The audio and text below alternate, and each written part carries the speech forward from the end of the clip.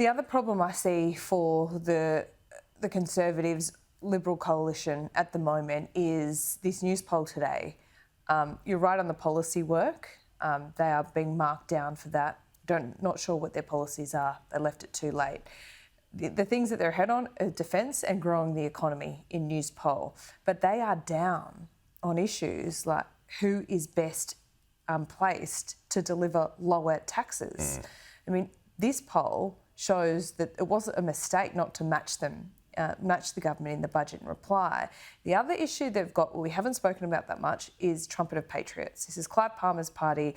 He's putting a hell of a lot of money into ads again. He's got very deep pockets. This really affected Bill Shorten when he lost in 2019, the bill that you can't afford. Remember, those ads were absolutely everywhere. This time around, what Clive Palmer is doing, he's attacking both the major parties. So the coalition don't have that ancillary benefit of those ads pushing people their way or onto a Conservative vote.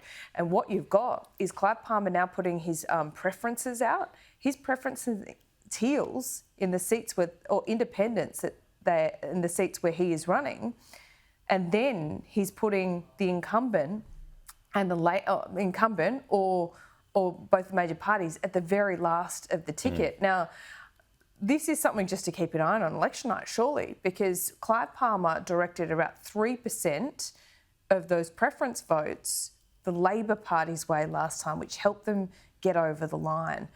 And if you look at how these preferences are going to flow, that could put even Peter Dutton's own seat in danger. Peter Dutton's seat is not in danger. All right, I don't think so. All right, apparently the Liberal polling shows Dixon, he is ahead by 5%, I'm told. Right, that is Labor spin.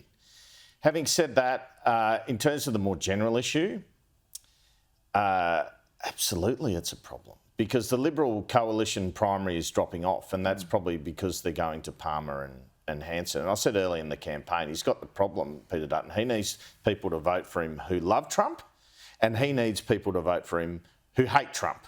So how the heck do you get that balance right? You know, I mean, you kind of do it by doing an interview with me and saying, I'll pick a fight with Donald Trump, and then at the end of the interview you say, oh, well, Donald Trump's standing up for his country. So that shows how the issue that you've got.